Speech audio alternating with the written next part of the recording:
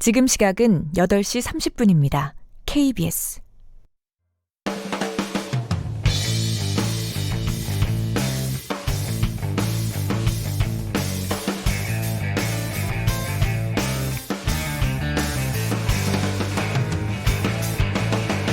김경래의 최강 시사.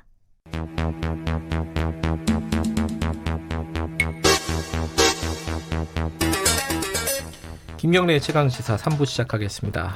수요일? 오늘 화요일인가요? 네, 화요일입니다. 죄송합니다. 수요일이면 좋겠다. 화요일 사건의 이면을 들여다보고 깊이 있게 파헤쳐보는 시간 추적 20분. 벌써 목소리가 소개가 됐습니다. 박지훈 변호사님 나와 계시고요. 안녕하세요. 네, 안녕하세요. 박지훈입니다. 장용진 아주경제 기자님 나와 계십니다. 안녕하세요. 안녕하십니까. 하루를 거저먹으려고 하시네요.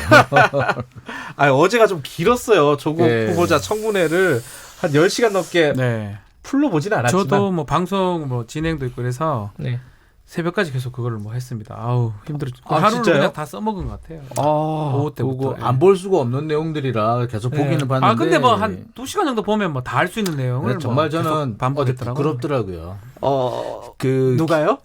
기자 간담회를 보면서 드러나는 거는 진실이 아니라 기자들의 민낯이 아닌가 생각이 들어가지고 정말 부끄럽고 창피하고. 그리고 어떤 분이 그 SNS에 그런 걸 올리셨더라고요. 왜 기자들은 하나같이 핸드폰을 보면서 질문을 하느냐. 뜨끔하더라고요. 그래서 근데 그런 질문마저도 그렇게 좀 영양가 있는 질문이 아니고 좀 이렇게 비수를 찔러 들어가는 그런 게 없는 걸 보면서 취재를 안 했구나라는 생각밖에 안 들더라고요. 취재가 67만 건이 됐는데 그렇게 안 됐네요. 이상하네. 근데 저는 베테랑 기자들, 그러니까 취재를 한 예를 들어 취재 팀장이나 이런 사람들이 출전을 했으면은 그나마 좀 내용이 있었을 것 같은데 잘 모르는 기자들이 많이 나온 것 같더라고요. 그러니까 베테랑 기자들이 출전을 못하는 거죠. 본인들도 취재를 안 한 거니까. 그러니까 남들이 하던 쓴 얘기를 그대로 반복을 했던 거고 그나마 이미 다 어제 조국 후보자가 설명을 했습니다만 설명을 한 게 그렇게 완전 새로운 내용은 아니잖아요. 그렇죠. 이미 다 해명됐던 내용을 다시 얘기한 거였는데. 그러니까 해명됐던 걸 또 의문스럽다 이렇게 그렇죠. 물고 늘어져서 생긴 거기 때문에 그래서 누가 나온다 한들 같은 기자 입장에서 좀 부끄러웠다. 3시, 4시에 그렇게 질문이 안 됐으면 7시, 8시에 좀 질문을 잘하든가 아니면 12시, 1시, 2시까지 하는데 뒤로 갈수록 조금 나아지긴 하더라고요. 똑같아요. 뭐가 나아져요. 근데 뭐합니까? 박지훈 변호사님 왜 저를 쳐다보면 이렇게 화를 내세요? 그냥 기자 보면 그냥 답답해요. 그래도 그중에 군계 일학처럼 몇몇 기자들은 취재가 좀 돼 있고 날카롭게 질문한 기자들이 있더라고요. 정말 군계 일학 한두 명 정도. 그래서 군계 일학을 저희들이 한번 모시고 얘기를 나눠봤으면 좋겠네요. 자, 오늘은 어제 좀 뭐랄까요, 이게 조국 후보자 사건도 있고 여러 가지 뉴스가 많아가지고 조금 묻혔죠. CJ 그룹의 3세 사실상 지금 상속 1호, 그러니까 순위 1위라면서요. 그렇죠. 정확하게 말하자면은 이 삼성가 범삼성가에서 가장 장손이죠. 진짜 장손. 진짜 장손이죠. 근데 이선호 씨가 해외에서 마약을 밀반입하다가 적발이 된 겁니다. 지난 1일 새벽에 들어오다가 이렇게 적발이 됐는데요. 그러니까 본인의 수화물 속에 이 액상 카트리지를 한 수십여 개를 가지고 들어오다가 적발이 됐다고 합니다. 액상 카트리지가 뭐예요? 그러니까 이제 대마 액상 카트리지라고 하는데요. 뭐냐면 대마는 보통 이게 풀이지 않습니까? 이제 건초 같은 그런 개념인데 이거를 꾹 압축을 하면요 에센스가 나와요. 에센스 오일. 이 에센스 오일을 카트리지 같은데 넣어가지고 가져오는 건데 전자담배에 넣어서 전자담배 같은 거. 전자담배도 이게 액상 담배를 카트리지로 넣어가지고 피잖아요. 그거랑 똑같이 대마도 그렇게 피는 거예요? 보통 그런 액상 전자담배 같은 경우는 그 안에 니코틴이 들어있는데 이거는 대마가 들어있는 거죠. 이거는 액상뿐만 아니고 캔디도 있고요. 그래요? 젤리 같은 것도. 어떻게 이렇게 잘하세요?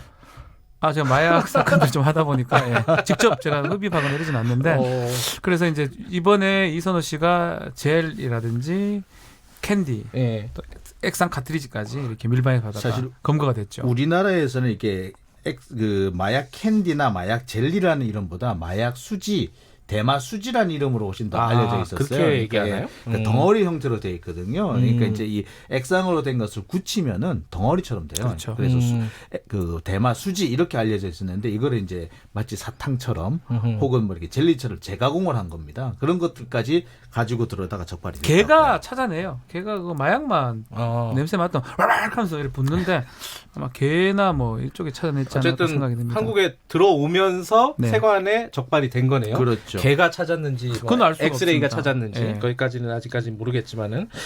근데 이게 그 사실 최근에 CJ 말고 언뜻 기억나는 것만 해도 SK, 현대, 예. 현대, 3세들. 예. 예, 그리고 뭐 그 조금 남양유업. 거슬러 남양유업, 예. 뭐 등등등 이렇게 재벌가들 얘기가 많았어요. 그 그랬죠. 마약 관련된. 아니 좀 이게 뭐랄까요? 이게 조심하다고 그러면 몰래 들어오라는 얘기고 이게 아니라 좀 뭐랄까 안 해야 되겠다 이런 마음이 없었나요? 이 자제라고 사람들은? 얘기해요. 자제. 아, 예. 좋은 표현이네요. 조금 예. 달리 봐야 될 것 같아요. SK나 현대 3세들은 이제 실형도 받고 이랬는데 네. 그 사람들은 구매하고 흡입을 한 거고요. 예. 그 사람은 직접 밀반입하지는 않았어요. 예. 직접 뭐 자신들이 사들어 온 건 아닌데 이선호 씨는 놀랍게도 본인이 직접 그것을 구입한 후에 세관으로 들어오다가 지금 걸린 거거든요. 인천공항에서. 이 부분은 형이 상당히 높아요. 아, 그래요? 법정형 달라요? 자체가 아예 다릅니다. 구매나 흡입은 1년 정도의 징역인데 밀반입, 밀반출은 무기 아니면 5년 이상의 징역입니다. 5년 이상이에요? 예. 사형에 아이고. 뭐 그 살인에 가까운 아주 중범죄로 지금 보는 건데 이것을 직접 본인이 했다는 게 상당히 놀랍기도 하고요. 마약하는 사람들이 이게 형량이 있기 때문에 직접 밀반입을 하는 건 거의 없습니다. 그러니까 모르고 또 하는 수 있지만 이거 모르고 할 정도의 양은 넘어간 거거든요. 이게 상당히 좀 놀라운 일입니다. 근데 이제 여러 가지 뭐 이유가 있을 것 같아요. 왜 재벌가에도 자꾸 이런 일이 생기느냐. 네. 뭐 다른 애들도 이미 몇 명이 적발이 돼가지고 처벌받는 걸 봤는데 왜 그러느냐라고 네. 이제 모두께 의아하게 생각하시는데 상식적으로 좀 이상하죠. 예. 근데 사실 이번에 됐던 그 SK라든지 현대라든지 이쪽 그 3세 4세들도 보면 네. 사실 10년 전에 한 번씩 다 적발이 됐던 거예요. 벌써 여러 차례 무범이었어요. 상습범 정도가 됐기 때문에 사실 이번에 된 거였거든요. 처음이 아니라. 예, 바로 이런 겁니다. 이게 사실은 보니까 이런 재벌가들 물론 저기 단정적으로 말씀드릴 거는 못 됩니다만 네. 이런 그 마약 밀반입이 그 전에도 여러 차례 존재했을 가능성. 그래서 어떤 경각심 자체가 좀 많이 좀 떨어져 있는 상황이 아니었느냐, 네. 느슨해져 있지 않았었겠느냐. 그러다가 최근에 이제 마약 관련해 가지고 수사라든지 검색이 강화되니까 적발된 게 아니냐. 사실 이런 추정이 오히려 더 가능하지 않을까 싶습니다. 그러니까 마약 투약이 이렇게 이제 밀반입하는 거는 굉장히 큰 범죄면은 그렇죠. 그거를 감수하면서까지 들여왔다는 거는 뭐 여러 가지 추정은 가능하겠네요. 뭐 중독이 그렇죠. 됐다거나 혹은 뭐 뭐랄까요 위험을 걸려도 벌을 안 받을 수 있겠다. 뭐 이런 세 생각? 가지죠. 뭐 이런 느낌. 사람이 합리적으로 예. 판단을 한다고 합니다. 뭐 범죄학이나 형사 정책을 네. 보면. 근데 자신이 이제 안 걸릴 것이라고 판단할 수도 있고요. 예. 걸린다 하더라도 내가 뭐 징역 살거나 이런 가능성은 적다. 그렇게 했을 때 범행으로 나간다는 건데 지금 이선호 씨 같은 경우는 그 두 가지를 생각하지 않았을까? 안 걸릴 것이다. 그렇지만 이거 구입할 방법은 이게 가장 간편하고 이걸 꼭 해야 되겠다. 그래서 지금 간이 검사를 했답니다. 일주일 정도 그 간이 검사를 했는데 소변에서 지금 나왔대요.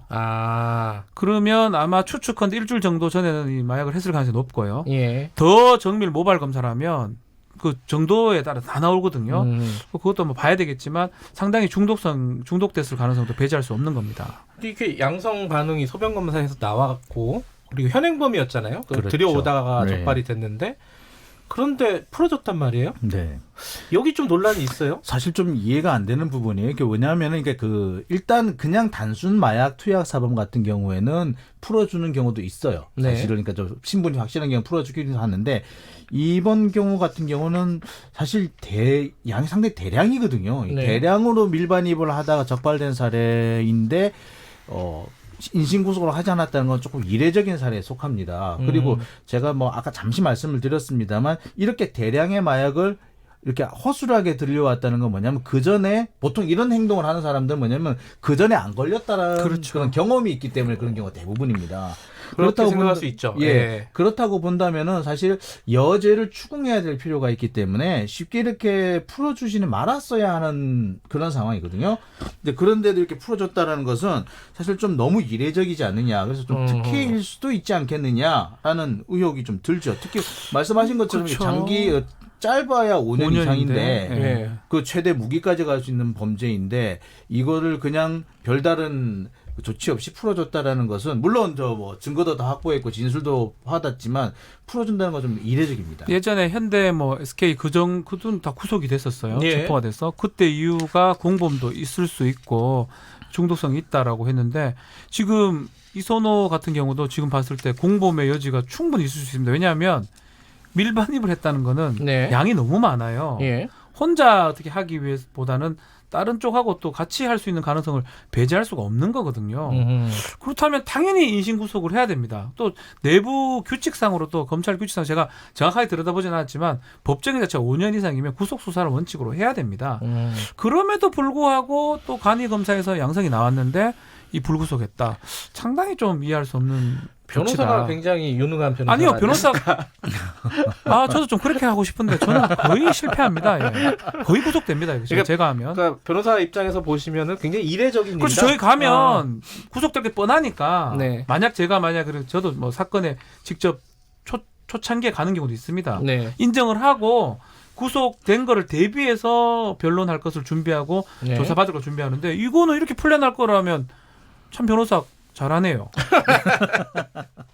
근데 누군지 궁금합니다, 제가. 비싼 변호사 한번 좀 겁니다. 알아보세요. 아니요, 안만 비싸도 이걸 참. 네.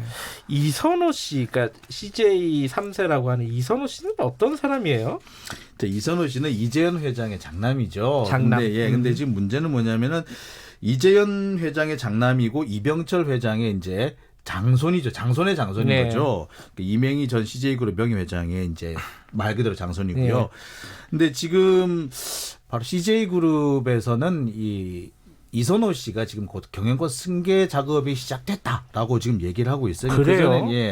그전에는 일단 이제 해외 지사 이런 쪽으로 일을 하다가 최근에 이제 기획부서 쪽으로 지금 넘어왔거든요. 그러니까 네. 경영에 대해서 본격적으로 개입을 하고 경영 수업을 시작을 했다라고 얘기를 해요. 보통 네. 이런 정도면 한 10년쯤 뒤에는 이제 본격적인 경영 전면에 나서게 되거든요. 지금 올해 29인데 10년쯤 뒤면 한 40살 정도쯤에는 경영에 본격적으로 이제 나서게 될 것으로 보이는데 예.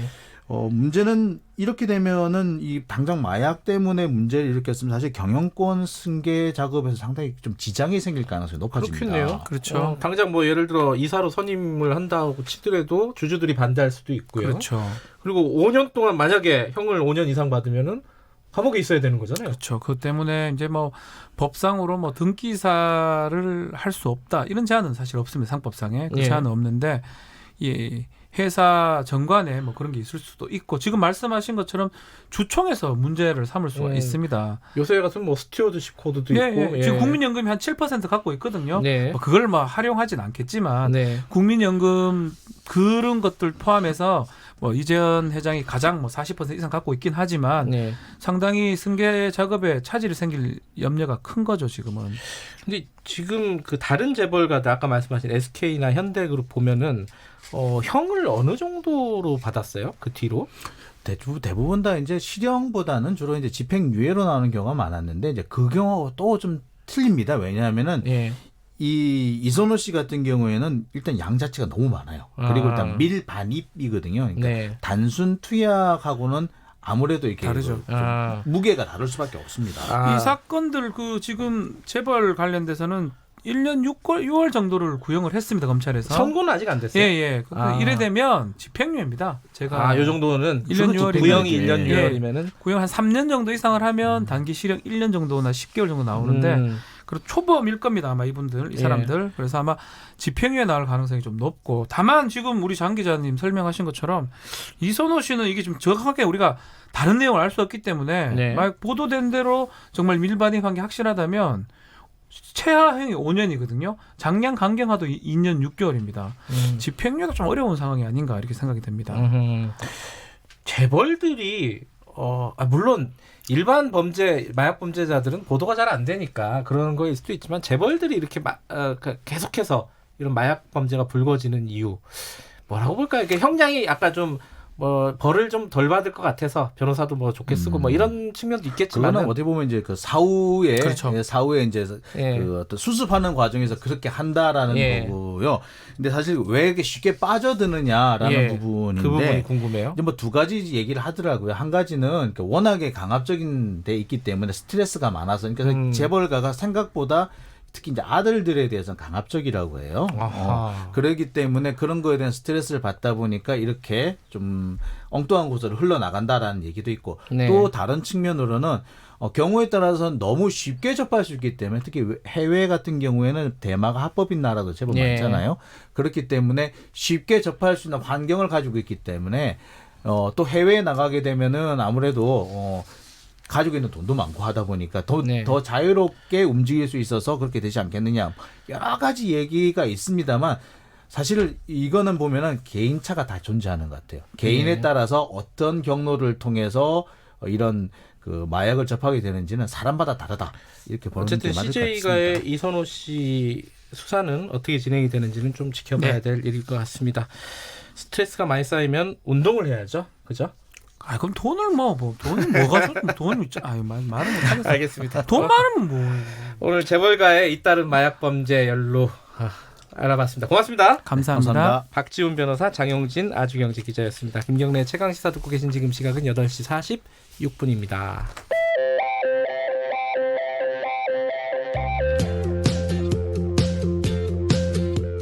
오늘 하루 이슈의 중심 김경래의 최강 시사. 네, 김경래 최강시사 듣고 계시고요. 조국 후보자가 어제 기자간담회 하면서 이 얘기를 했어요. 최근에 딸 아이 또래 청년들이 면담을 요청하는 봉투를 받고 가슴이 아팠다. 흑수저 청년들은 저 같은 부모가 없어서 저희 아이처럼 합법적이더라도 제도를 누릴 기회가 없었을 것이다. 지금도 미안하고 가슴이 아프다. 이 면담을 요청하는 봉투를 준 단체가 있습니다. 청년 전태일이라는 단체입니다. 청년 노동자 단체인데요. 이쪽에서는 이 청년들은 조국 후보자의 기자간담회, 최근의 논란 이걸 어떻게 보고 있는지 좀 얘기 좀 들어보겠습니다. 김종민 청년 전태일 대표 연결돼 있습니다. 안녕하세요. 네, 안녕하세요. 네, 청년 전태일 아시는 분은 아시겠지만 생소한 분을 위해서 소개를 간단하게 좀 해주세요. 이 청년 전태일은 2016년 2월에 창립을 해서 그 청년 노동자 권리 증진을 위해서 그동안 활동을 했었고요. 네. 주요 활동으로는 이제 구역 긴군 추모 행동이나 아니면 태안화력발전소 김용균 청년 집회 등을 주최했던 단체입니다. 네. 실례지만 김종민 대표님도 청년에 해당되시는 분이신가요? 예, 저는 올해 34입니다. 그럼 좀 약간 넓은 의미의 청년이겠네요, 그죠? 예. 그 조국 후보자한테 대화를 좀 하자 이렇게 봉투를 건넸다고 이거 이유가 뭐죠? 이제 그 조국 후보자 딸 논란이 있을 때 서울대 고대학생들이 촛불을 들었거든요. 그래서 저희는 이제 이걸 보면서 약간 이질적이고 이거 좀 이상하다. 왜냐하면